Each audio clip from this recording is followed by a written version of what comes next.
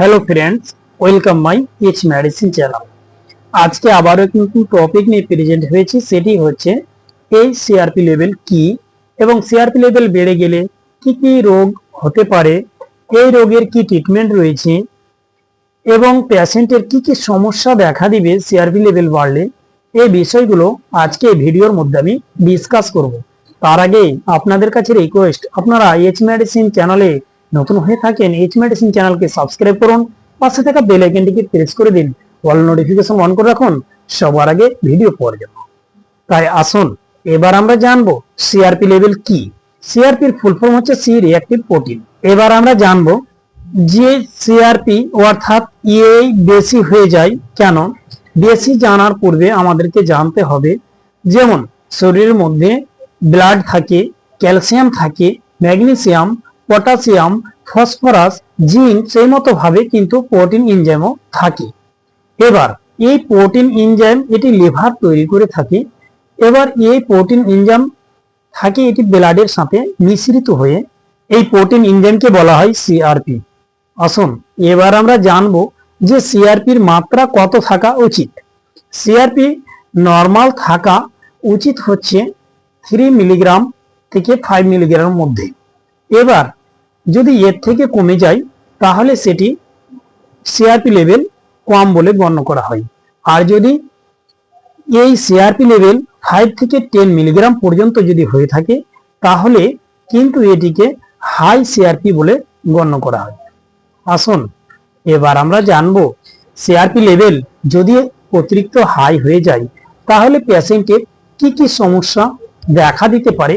বেশ কিছু ডিজিজে আক্রান্ত হতে পারে, যেমন ক্যান্সার হতে পারে, এছাড়া যক্ষা রোগ হতে পারে, কিংবা প্রদাহজনক রোগ, কিংবা অন্তরের রোগ হতে পারে, রিউমাটয়েড আর্থারাইটিস, লুপাস, এই সমস্ত ডিজিজে আক্রান্ত হতে পারে। এবার আমরা জানবো যে এই সিআরপি লেভেলকে কম করার জন্য বেশ কিছু মার্কেটে মেডিসিন পাওয়া যায়। সেই মেডিসিনগুলো বিভিন্ন কোম্পানি বিভিন্ন ট্রেড নেমে কিন্তু লঞ্চ করে থাকে, যেমন স্টাটিন, কাট, কিংবা ওয়াটোনিল 40 mg বা ওয়াটোনিল 10 mg বা ওয়াটোলিপ 20 mg। এছাড়া আরো অন্যান্য মেডিসিন কিন্তু রয়েছে মার্কেটের মধ্যে অ্যাভেলেবেল। কিন্তু আমরা জানবো যে এই মেডিসিনগুলোর কম্পোজিশনটা কি রয়েছে। এই মেডিসিনগুলোর কম্পোজিশন রয়েছে যেমন অ্যাটোরভাস্টাটিন, এটি হচ্ছে কম্পোজিশন। এবার আমরা জানবো যে এই মেডিসিনকে কখন কোন সমস্ত ডিজিজে ডাক্তারবাবুরা ইউজ করে থাকে।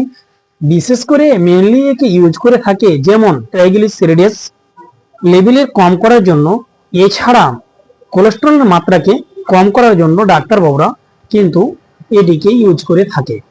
আসুন এবার আমরা জানবো এই মেডিসিনের ডোজটি কি হতে পারে। এই মেডিসিন পেশেন্টের উপর ডিপেন্ড করে ডাক্তারবাবুরা তার ডোজ ফিক্সড করে থাকে। এবার আমরা জানবো যে এই মেডিসিনের সঙ্গে কোন কোন মেডিসিন চলবে না।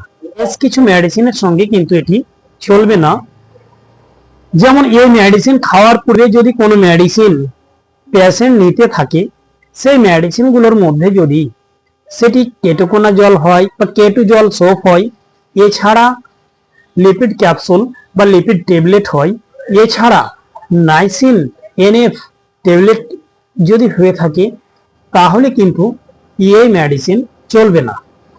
এবার আমরা জানবো যে এই মেডিসিন কি দীর্ঘস্থায়ী নেওয়ার ফলে সে কি নেশায় আসক্ত হতে পারে, সুতরাং সে নেশায় আসক্ত হতে পারে না। আসুন এবার আমরা জানবো এই মেডিসিনের বেশ কিছু সাইড ইফেক্ট লক্ষ্য করা যায়, যেমন বদহজম হতে পারে, পেট ফাঁপতে পারে, পেট ফাঁপ ধরতে পারে, এছাড়া জয়েন্টে ব্যথা হতে পারে, কিংবা হাড়ে ব্যথা হতে পারে, মাংসপেশিতে ব্যথা হতে পারে, এছাড়া পিঠে ব্যথা হতে পারে, কিংবা গাঁটে ব্যথা হতে পারে, কিংবা অ্যালার্জি হতে পারে, লিভারে এনজাইম বেড়ে যেতে পারে, এছাড়া ডায়রিয়া হতে পারে। এই সমস্ত সাইড ইফেক্ট গুলো দেখা দিতে পারে। তাই আপনাদের কাছে রিকোয়েস্ট, আপনারা যখনই কোনো মেডিসিন ব্যবহার করবেন সর্বপ্রথমে ডাক্তারের পরামর্শ নেবেন, তারপরে মেডিসিন ব্যবহার করবেন। ভালো থাকুন, সুস্থ থাকুন, আসি পরে ভিডিও আবার দেখা।